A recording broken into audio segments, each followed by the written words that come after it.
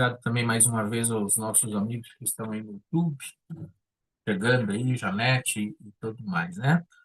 É, Como eu já comentei no começo aqui da nossa live, nós no último estudo falamos sobre a origem do mal, a origem do pecado, né? E tudo isso. E isso, essa questão do pecado aí acaba atingindo a todos nós, né? E o pecado ele traz as suas consequências, e a principal delas o pecado é causador da morte, né? Porque Deus falou, né, ali para Adão, para Eva, né, que não era para eles comer do fruto da árvore do conhecimento do bem e do mal, porque no dia em que delas comeres, o que que Deus falou? Certamente morrerás, né? E não, mas não é essa morte aí que nós infelizmente presenciamos, né? Não é essa morte aí que ele está falando. A gente vai estudar e vai entender de que morte é. Certamente morrerás. E aí vem esse peso sobre nós agora pecadores, conhecedores e sabedores que somos pecadores, e essa sentença nos alcança, então. Só que nós não ficamos abandonados, né? Não estamos abandonados à mercê de que isso seja um ponto final para a nossa vida. Por quê?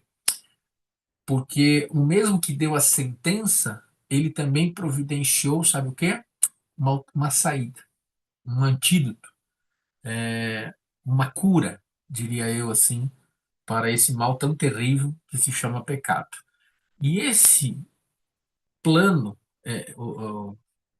e esse antídoto, e essa cura, ela vem através de um processo que nós vamos estudar, começar hoje com o plano da salvação. Nós vamos ver algumas questões aqui, né? Nós vamos ver é, até onde o pecado nos leva e o que é necessário para que a gente anule essa sentença e quais são os passos, né, que esse vai ser para o próximo estudo. Mas hoje nós vamos estudar a respeito do plano da salvação. E para nós entendermos esse estudo, e esse plano da salvação ele foi feito para todos nós. Isso é uma coisa muito importante que nós precisamos entender. Você que está aí me assistindo nesse momento, né, como a Vanessa Floro, que acabou de também se manifestar aqui pelo YouTube, todos nós que estamos aqui estudando esse assunto precisamos entender, a despeito de quem você é, do que você já tenha feito no teu passado, do que você esteja fazendo nesse momento, de, de, de, de, de qualquer coisa que você possa imaginar, a despeito de tudo isso, Deus, você queira ou não, você aceite ou não, Deus te ama e me ama. E com amor eterno. E com amor eterno. E esse amor que ele tem, que a gente não consegue explicar em linguagem humana, a gente consegue tentar entender com os atos que ele faz, e a gente vai ver um pouco sobre isso hoje. Esse amor levou ele, esse amor eterno levou ele às últimas consequências. Para quê? Para nos salvar da desgraça que é o pecado, né? E diante de quando a gente olha para a gente mesmo e começa uma análise crítica e real, né, sem ocultar aí ou querer mascarar o que muitas vezes nós fazemos, né, a gente começa a olhar para dentro da gente, a gente vê o quanto a gente é falho, né, e pecador, a gente começa a talvez fazer algumas perguntas para si mesmo. E aí, será que tem solução? Será que tem saída? Será que como é que eu posso, então, me achegar a Deus? Como é que eu posso me apresentar diante dele? Como que eu posso ser salvo? Né? Então, se você, de repente, já parou para pensar nisso, esse é um assunto que nós vamos abordar hoje, né? E para nós entendermos isso, nós precisamos ver na Bíblia, né, que ela mesmo diz que, e registra que todos nós somos pecadores, né? E fala também sobre o resultado disso. E aí nós vamos partir, depois de entender isso, todo o processo, nós vamos ver como se livrar disso. Então, eu proponho aqui alguns textos, e você abre aí, você que pode, vou pegar aqui minha Bíblia também, abrir a nossa Bíblia no livro de Romanos. Uma carta que Paulo escreveu aos Romanos, você já vai abrindo aí, Enquanto você abre, eu quero agradecer aqui ao Odete, está colocando um boa noite aqui, está pedindo oração por ela que está com muita gripe, muito forte, e também pelos enfermos aí, né? Muito bem. Romanos capítulo 5. Logo depois de Atos vem o livro de Romanos. A Jennifer está reforçando aí, pessoal, para curtir o vídeo para que ele possa chegar a mais pessoas. Isso mesmo, Jennifer. Daqui a pouco a Drica fala para nós aí como é que está a atualização aí dos likes. Romanos capítulo 5, verso 12. Olha só que coisa isso aqui, ó. Vamos lá? Diz assim na minha tradução: portanto, assim como por um só homem entrou o pecado no mundo, e pelo pecado veio a morte, né? Assim também a morte passou a toda a humanidade, porque todos, está escrito o quê? Porque todos pecaram. Isso. Então, a Bíblia fala assim, olha, não tem, fulano, belclano. Madre Teresa de Calcutá, uma figura impressionante, que teve seus atos impressionantes de misericórdia, de ajuda humanitária e muitos outros, são pessoas sensacionais, mas são pecadores. Têm suas lutas internas, têm as suas limitações como pecadores, todos pecaram, né? E, e infelizmente, o, o pecado leva ao que Deus falou, à morte, né? Então, a Bíblia já é clara aqui. Como por um só homem entrou o pecado no mundo e ele veio à morte. Assim, a morte passou a todos porque todos pecaram. Agora, aqui dentro do próprio livro de Romanos, nós podemos já ir para o próximo capítulo, que é o 6. Aí nós vamos ver qual que é a consequência do pecado, né? A Bíblia dizendo, a gente já sabe. Mas olha aqui o que a Bíblia fala no verso 23 do capítulo 6. O que diz ali? Porque o salário do pecado é a morte, né? Qual é o pagamento? Qual é o resultado do pecado? Morte, né? Qual que é o resultado de você trabalhar o mês inteiro para aqueles que trabalham aí, que ainda trabalham? O resultado final é o teu salário, é o recebimento dos seus dividendos, né? Qual é o resultado final do pecado? Não é o salário, é a morte, é a paga que o pecado dá, morte, né? Então, com esses poucos versos, a gente percebe que todos pecamos e que todos estamos condenados ou fadados à morte por causa do pecado. Alcança a todos, né? E como que, diante do pecado, qual é a reação de Deus diante dessa situação? Isso fica muito claro, obviamente, lá na entrada do pecado aqui no nosso mundo. E aí nós já vimos, vamos rever de novo, qual que é a reação de Deus diante do pecado. A primeira reação de Deus diante do primeiro pecado, qual foi? Vamos ver juntos, Gênesis capítulo 3, vamos lá? Porque o primeiro pecado foi cometido por quem? Isso mesmo, por Eva, né? Na sequência, Adão. E quando os dois pecaram, qual foi a reação de Deus? Porque Deus não muda. Se ele é de tal maneira com uma pessoa, ele é da mesma forma com outra. Assim como ele foi com Adão e Eva no primeiro pecado, assim ele continua sendo comigo e com você. Você quer ver? Olha como é que Deus agiu com Adão e Eva. Vamos ler a partir do verso 8, que fala já no momento da queda, né, deles terem comido, não obedecido e comido lá do fruto da árvore do conhecimento do bem e do mal. Diz assim, ó: ao ouvirem, o verso 8 do capítulo 3 de Gênesis, ao ouvirem a voz do Senhor Deus, que andava no jardim, quando soprava o vento suave da tarde, o homem e sua mulher fizeram o quê? Se esconderam da presença do Senhor Deus, entre as árvores do jardim.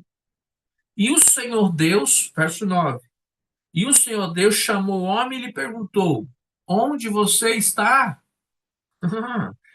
E o verso 10, e o homem respondeu: ouvi a tua voz no jardim, porque estava nu, tive medo e me escondi.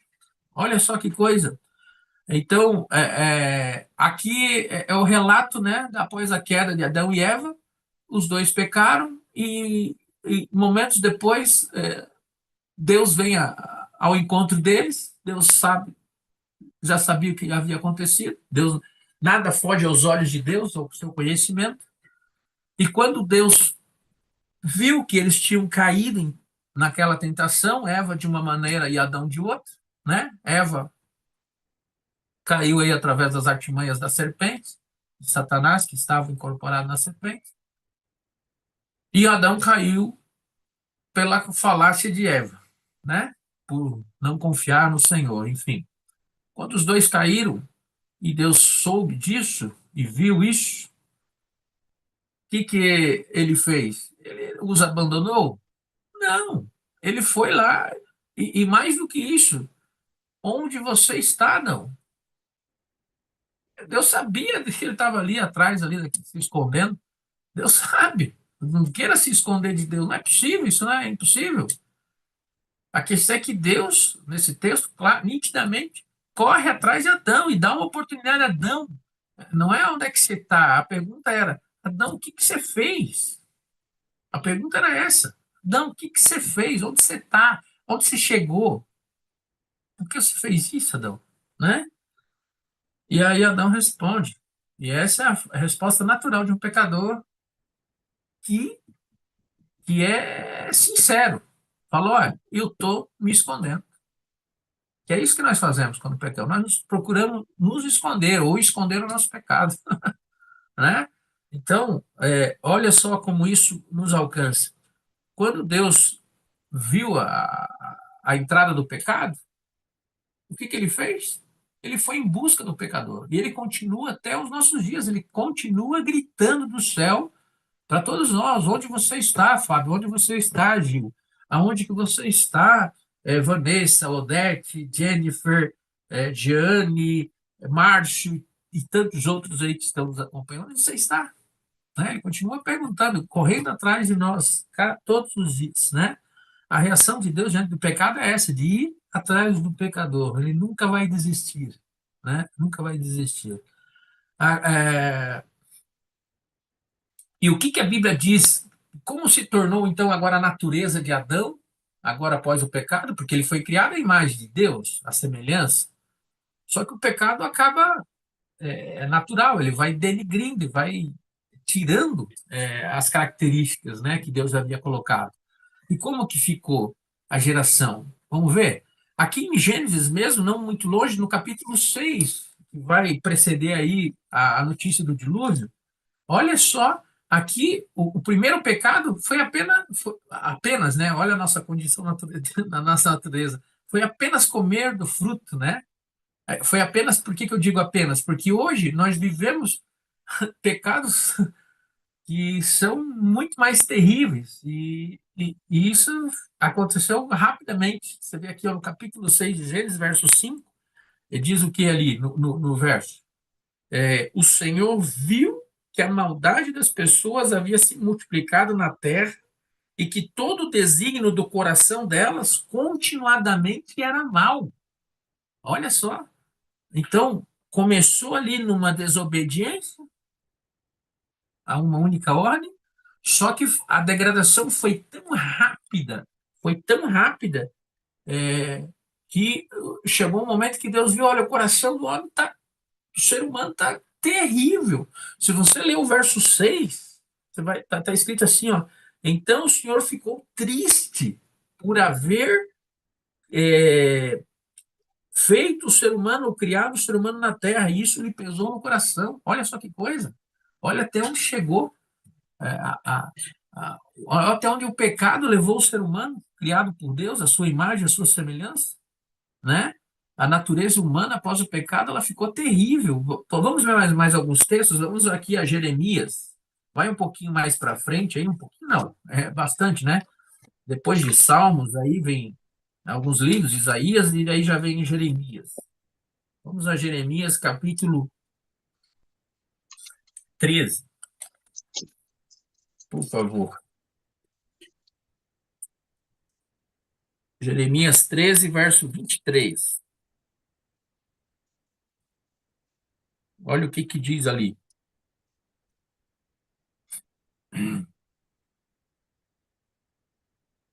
13, verso 23, na minha tradução, diz assim: é uma pergunta. Será que o etíope pode mudar a sua pele? Ou o leopardo as suas manchas? Verso 13.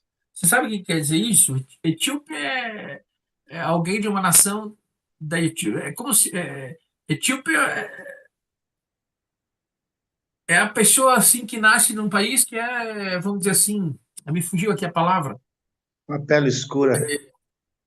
É de pele escura, né? Como se fosse um africano, né? A tendência dos africanos é ser de pele escura, né? Então ele está dizendo assim: será que um africano pode virar ou mudar a cor da sua pele? Ou o leopardo, as manchas aí do seu corpo? Será que isso é possível? Não é, né? Continua o verso. Se fosse possível, vocês também podiam fazer o bem, porque vocês estão acostumados a fazer o mal. Ele está falando assim como é impossível o negro deixar de ser branco, deixar de ser negro e tornar-se branco, ou o leopardo apagar as suas mechas ali no seu pelo, né? Assim são vocês. Vocês também vocês não conseguem fazer o bem. Por quê? Porque vocês estão acostumados a fazer o mal. Olha a condição que ficou o ser humano após o pecado. Não é impossível, né? Olha o capítulo 17, verso 9. Vira aí alguma página aí, ó, capítulo 17, verso 9. O que está escrito ali, Gil? Verso 9. Enganoso é o coração, mais que todas as coisas, e desesperadamente corrupto, quem o conhecerá? Esse verso aqui é um verso importantíssimo, né? Porque as pessoas dizem aí, né? E as pessoas gostam de escutar isso e parece que é um conforto. Siga o seu coração. Não, isso daí é diabólico. A Bíblia diz que o nosso coração é enganoso, desesperadamente corrupto. Se você for seguir o seu coração, ele vai te levar a lugares terríveis. Infelizmente, porque o nosso coração ele tá corrompido pelo pecado. A nossa natureza, ela é pecaminosa, ela tende a nos levar ao erro. E é muito mais fácil, muito mais prazeroso, é muito mais barato, muito mais colorido é fazer o errado, é fazer o que é errado. É uma luta, é luta para fazer o que é certo. E é fácil fazer o errado, né? Então, desesperadamente corrupto é o nosso coração. E ele ficou assim, por quê? Por causa do pecado. Por causa do pecado, né? Agora, ainda continuando ainda, vamos a 1 Coríntios. Vamos lá no Novo Testamento.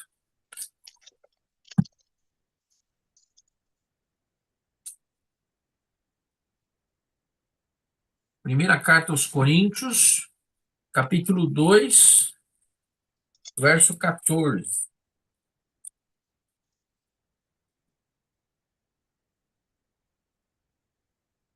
Olha o que diz aqui, ó. Ora, a pessoa natural não aceita as coisas do Espírito de Deus, porque para elas é loucura.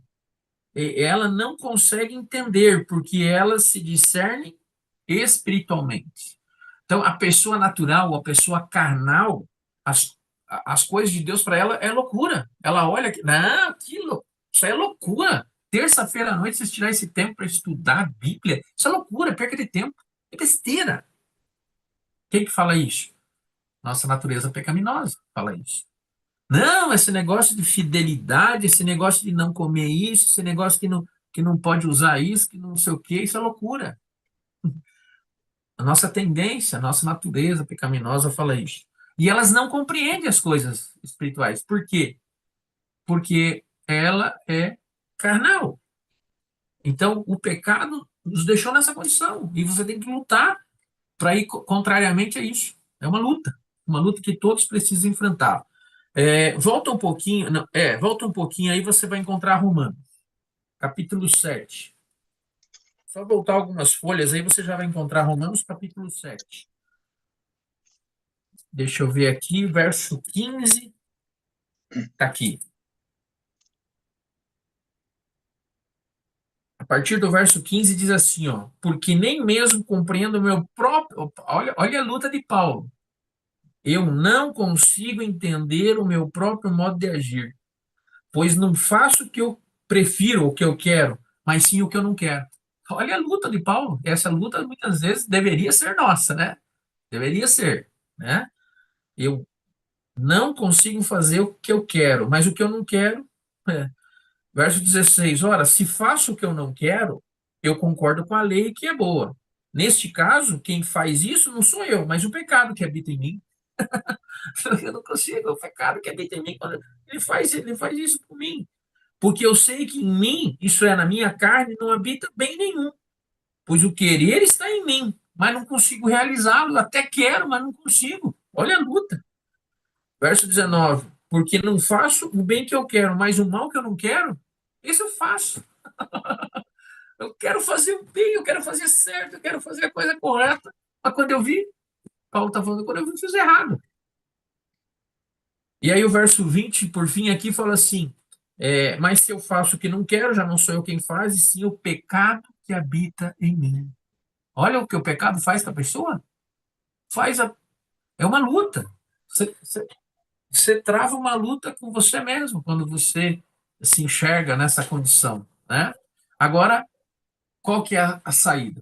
Tudo isso nós falamos até aqui, ó, para num verso só, a gente encontrar a saída para tudo isso também. Que elimina, que dá uma chance de eliminar toda essa coisa ruim que o pecado traz. Você quer ver? João 3,16. Eu costumo dizer que esse aqui é o maior verso da Bíblia. E esse verso foi ajustado, porque senão ele não caberia. Senão ele não caberia. Só um minutinho, gente. Ele não caberia na Bíblia. Se essa gripe não me pegar, eu não sei o que vai acontecer. Está ficando complicada a coisa. Muito bem. João 3,16 diz o quê? Porque Deus amou o mundo de tal maneira que deu seu Filho unigênito para que todo que nele crê não pereça, mas tenha vida eterna, né? Então, por que que eu digo que esse verso teve que ser ajustado? Porque na íntegra ele diria assim, ó, porque Deus amou o Fábio, a Vanessa, o Gil, a Adriana, a Jennifer, o Márcio, a Odete, a Josiméria, a Jeane, a Cirlei, o Oscarlino, a Solange, entendeu? O João, a Maria, amou todos. Daí, em vez de ele colocar todos os nomes, ele colocou o mundo. Deus amou todas as pessoas de um jeito, de tal maneira que deu o seu Filho unigênito para que todo que nele não crê não pereça, mas tenha a vida. A solução, então, está onde? Aonde está a solução? Em Jesus. A solução para o pecado está em Jesus, porque foi ele que foi entregue e veio a esse mundo para pagar o preço do pecado, porque o salário do pecado é a morte.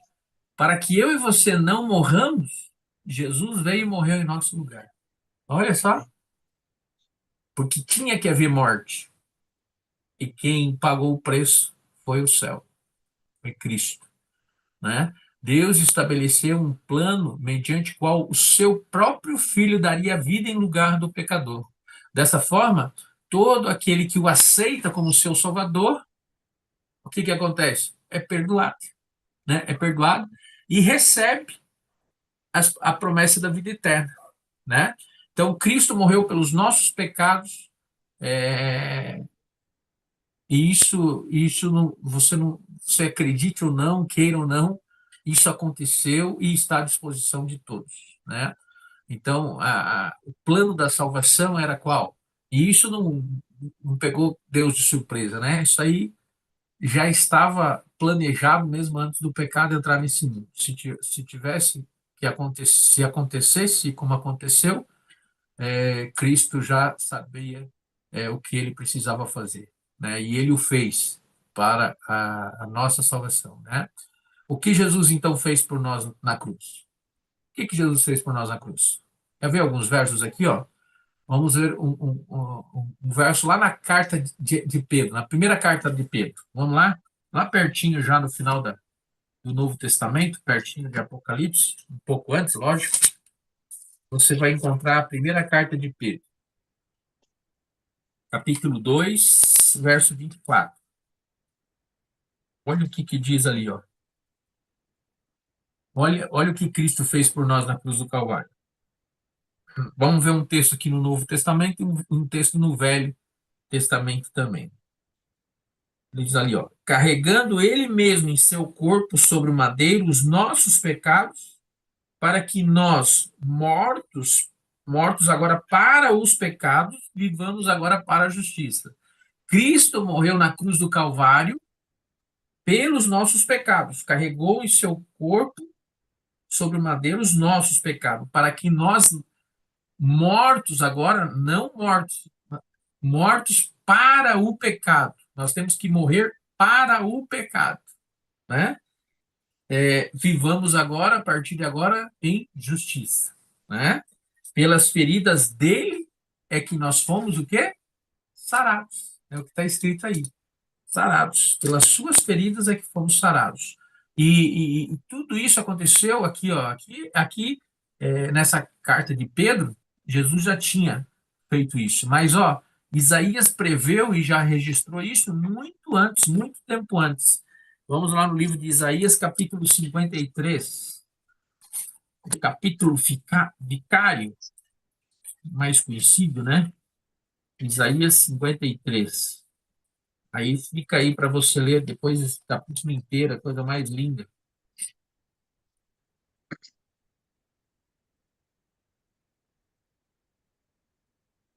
Vamos lá? Vamos ver dois versos aqui, tá? O 5 e o 6. Diz assim: Mas ele foi transpassado pelas nossas transgressões, e esmagado por nossas iniquidades. E o castigo que agora nos traz a paz estava sobre ele. Aqui, ó, mesma coisa da carta de Pedro. E pelas suas feridas nós fomos sarados. Verso 6: Todos nós andávamos desgarrados como ovelhas, cada um se desviava pelo seu próprio caminho, mas o Senhor fez cair sobre ele a iniquidade ou o pecado de todos nós.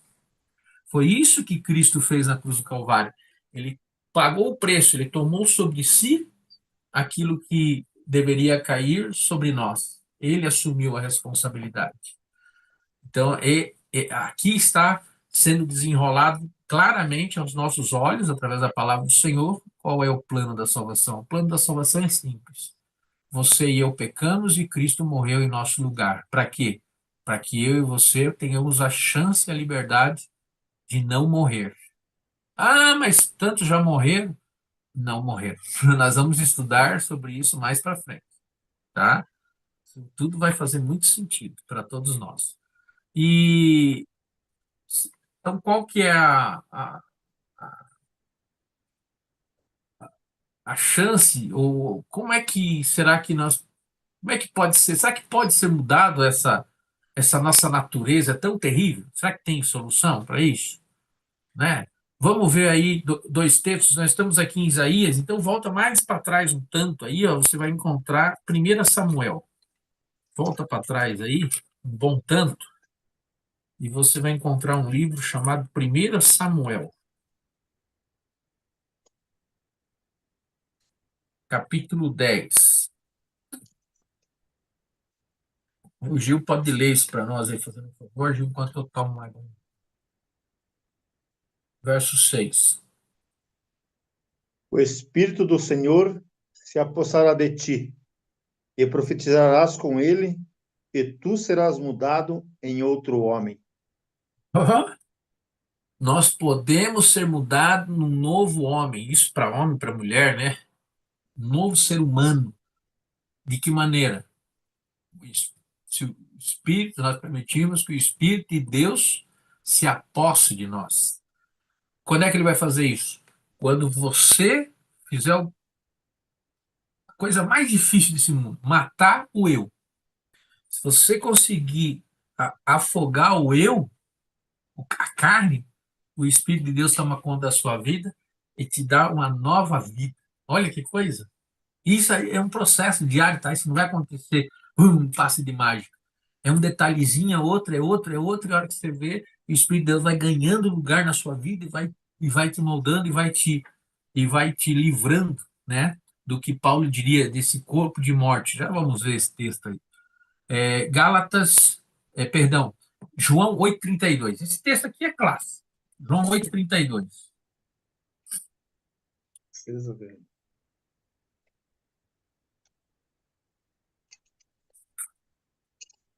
Vamos lá? João 8,32. Simples. Pode ler, Ju. E conhecereis a verdade, e a verdade vos libertará. É isso aí. Que pode mudar a nossa condição, a nossa natureza, conhecendo a verdade. E essa verdade o libertará. Aí você me pergunta, o que é a verdade? E aí Cristo mesmo respondeu isso um dia. Porque ele falou o quê? Eu sou o caminho, a verdade e a É a vida. vida. Ninguém vai ao Pai senão por mim. E conhecerei Jesus e Jesus te libertará. Amém. Olha, faz sentido isso para você? O único que pode resolver a condição e mudar a nossa natureza humana é Cristo. É Cristo. Foi ele que desceu do céu e pagou o preço. É ele que vai entrar na nossa vida e transformar as nossas vidas. É simples assim. O plano da salvação é simples assim. E aí, uma coisa muito importante, né? Porque, às vezes, algumas pessoas, até mesmo sem perceber, tá? Sem perceber, elas se sentem confiantes diante do pecado ou dos seus erros com um falso sentimento de alívio, sabe por quê? Em cima do quê? Em cima das boas obras. Parece que a consciência ameniza. E será que isso é bíblico? Será que as minhas boas obras podem me levar à salvação? Mas eu sou uma pessoa maravilhosa. Eu dou cesta básica todo mês e eu faço isso. Eu carpino o terreno dos irmãos de graça. Eu atravesso a senhorinha na rua. Eu faço isso e faço aquilo. Maravilha, faz, continua, faça mais. Só que isso vai interferir na minha salvação, para a salvação? Isso vai me salvar? Não. Isso são atos que demonstram que você é salvo, mas isso não vai te salvar. Vamos ver alguns textos que falam sobre isso? Vamos lá? O primeiro deles pode ser o Efésios, né? Efésios, capítulo 2, verso 8 e 9. Vai um pouquinho para frente, aí você já vai achar, antes de Filipenses, vai ter Efésios. Tá aqui, ó, Efésios. Capítulo 2, verso 8 e 9.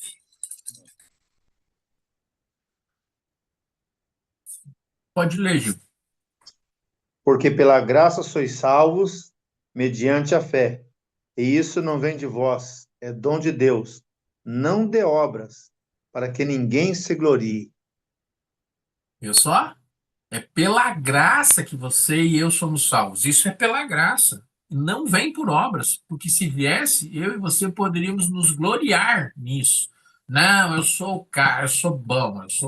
Eu dou metade da minha fortuna para ajudar os pobres. Isso é perfeito, mas isso não garante a tua salvação. A tua salvação é pela graça de Cristo na cruz do Calvário. E não foi de graça, mas para mim sim, para você sim, porque o preço que pagou foi o céu, foi Cristo, foi Deus, né, que pagou o preço.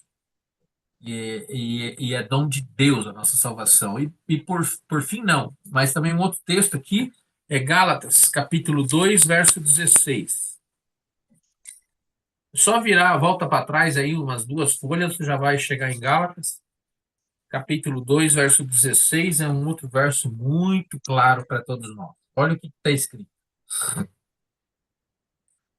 Sabendo, contudo, que o homem não é justificado por obras da lei, e sim mediante a fé em quem? Jesus Cristo. Também temos crido em Cristo Jesus para que fôssemos justificados pela fé em Cristo, e não por obras da lei, pois as obras da lei, pelas obras da lei, ninguém será o quê? Justificado. Então, salvação, decididamente e escancaradamente aqui nesses versos nós vemos que elas não salvam ninguém. Elas mostram, sim, as nossas obras mostram que nós estamos no caminho da salvação, ou não, né? Ou não. Ok? Mas elas não salvam. Até mesmo porque tem muita gente que tem excelentes obras na sociedade, para com o próximo, para com os animais e tudo mais, mas não creem em Deus, não creem em vida eterna, não creem, entende? Então, as boas obras, obviamente, não salvam ninguém. E tem um texto aqui, ó, sobre isso, antes de nós partirmos para o último texto desta noite. Falando sobre obras, Isaías 64. Aqui você vai ficar de boca aberta, vai ficar de boca aberta. Aí, nesses dias, eu estava comentando ali com o pessoal a respeito desse verso. Isaías, opa, e aqui, ó, Isaías 64. Vou deixar aqui, achei, o capítulo. Olha aqui o verso 6. Não, sim, aqui, ó.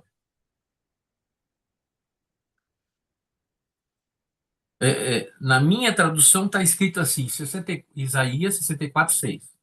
Todos nós somos como o impuro, e todas as nossas justiças são como trapo manchados de sangue. Todos nós murchamos como a folha, e as nossas iniquidades nos arrastam como o vento.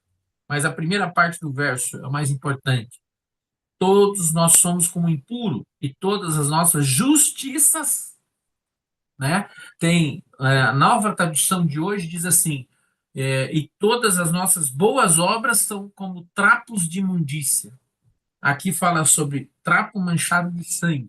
Ele está falando assim, olha, tudo que eu vou deixar mais assim, tudo que é bom em nós, comparado com Cristo, é como se fosse trapo de imundícia. Trapo de imundícia ou trapo de sangue, você tem uma noção, duas aplicações que poderia ser feito. O tecido que a mulher usava naquele tempo para os seus dias de regra, olha, as nossas boas obras era comparado a isso. Ou o tecido que os leprosos envolviam as suas feridas. Então, Isaías está falando assim, olha, nós somos como o impuro, e as nossas justiças ou as nossas boas obras, se são comparadas a isso, não são nada. Por mais power que seja, diante da salvação, elas não são nada. Né? Não são nada. Então, nossa salvação é pela graça derramada na cruz do Calvário por Cristo Jesus, nosso Salvador. E aí, como é que a gente alcança tudo isso para a nossa vida? Último texto, vamos lá? 1 João, capítulo 5. Agarrado lá em Apocalipse, tem as cartas de João. Vamos na primeira carta, capítulo 5, verso 11 e 12. Como podemos alcançar a salvação? Diz assim, ó. E o testemunho é esse, que Deus nos deu a vida eterna. E essa vida está no Filho. E essa vida está no Filho. Verso 12. Quem tem o Filho, tem a vida. Quem não tem o Filho de Deus, não tem a vida. Então, como é que nós alcançamos a vida eterna? Como é que nós alcançamos a nossa salvação? Tendo em nós quem? Cristo.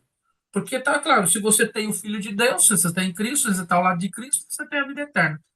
Salvação. Se não, não tem. Ok? Então, esse estudo, ele vem para abrir e clarear nossa mente com relação ao plano da salvação. O plano da salvação foi elaborado por causa do pecado, porque o pecado nos corrompeu, deixou o nosso coração desesperadamente corrupto, nossa natureza só querendo fazer o que é errado. Isso é natural, tendencioso, e é uma luta que nós travamos. Então, o pecado gera a morte, o salário do pecado é a morte, mas o dom de vida está em Cristo Jesus, o nosso Salvador. Ele é a nossa salvação. Nele está a nossa salvação. No que ele fez e não em nada que possamos fazer. Por mais maravilhosos que sejam as nossas boas obras, a Bíblia diz que são como trapos de imundícia. O único acesso que nós temos como pecadores para a nossa justificação está no que Cristo fez por nós. Ok? É isso que precisa ser gravado, é esse o tema do estudo desta noite, que Deus possa imprimir esse estudo na nossa mente, no nosso coração, e que esse estudo tire de você e de mim o peso que o pecado traz, tá? Como que tira esse peso? Você entendendo que Cristo morreu para te salvar, você entendendo agora isso, você lutando para que o Espírito de Deus cada vez mais entre aí na sua vida e vai eliminando o lixo que o pecado traz e colocando, imprimindo mais dele na tua vida, e você, então, a partir daí, você não se torna um merecedor da sua salvação, não, mas você começa a sentir a transformação que Cristo faz e a justificação, até que chegue o momento da santificação, né, que virá por ocasião da volta do retorno de Cristo a essa terra. Que Deus te abençoe, que Deus nos abençoe, a você, a sua família. Mais uma vez, obrigado a vocês todos que permaneceram conosco até aqui. E eu vou fechar esse momento com oração e reafirmo, né? Se tiver alguma dúvida, alguma pergunta, manda para nós aí e nós estaremos buscando a resposta para você. Deus abençoe a todos. É o meu desejo, a minha oração, tá bom? Feche seus olhos, vamos orar. Querido Deus e bondoso e eterno Pai, nós te louvamos, Pai querido, por mais essa oportunidade de estudo. Eu louvo ao Senhor pela vida de cada um desses amados que tiraram esse tempo especial da sua vida para estudar a tua palavra, para ter um contato a mais com o estudo da tua palavra. Hoje o tema foi o plano da salvação, este plano que o Senhor elaborou, que vocês entraram em cena aqui após a caída do homem. E obrigado, Senhor, porque o Senhor não nos abandonou mesmo diante dessa condição terrível que o pecado acaba fazendo com os teus filhos. Obrigado porque o Senhor permitiu que o seu filho viesse a este mundo, morresse, padecesse na cruz do Calvário, mas que também ressuscitasse e hoje pudesse ser o nosso intercessor, o nosso Salvador, e esta graça derramada e realizada na cruz do Calvário nos alcança nesta noite para o perdão dos nossos pecados e para uma justificação no que Cristo fez por nós. Que o Senhor nos perdoe das nossas falhas, transforme a nossa vida, que o seu Santo Espírito vá inundando e nos abraçando e nos envolvendo a tal ponto de transformar a cada um de nós e tirar, Pai querido, essa tendência ao pecado e esta degradação que, infelizmente, ele faz em nossas vidas. Toma em teus braços de amor, Pai querido, o coração dos teus filhos que estão enlutados, que estão padecendo, e que o Senhor abençoe, Pai querido, esta jovem que está lutando aí pela sua mobilidade no hospital, que o Senhor possa restaurar a vida dela e, com isso, estará também restaurando seus familiares que estão sofrendo e juntamente com ela nesse momento tão difícil. Fica conosco, é o que te peço humildemente, em nome e por amor a Cristo Jesus, nosso Salvador. Amém. Amém. Obrigado, pessoal. Tenham todos uma boa noite. Obrigado a todos vocês que estiveram conosco. Obrigado, Drica, Gil, também pela seu apoio e sua participação. Até terça-feira que vem, num estudo sensacional. Nós vamos estudar os 4 passos para que essa graça faça sentido em nossa vida e vamos ver o que essa graça vai fazendo. Quatro passos, tá bom? Deus abençoe a todos. Até Amém. mais. Boa noite, gente. Até semana que vem. Deus.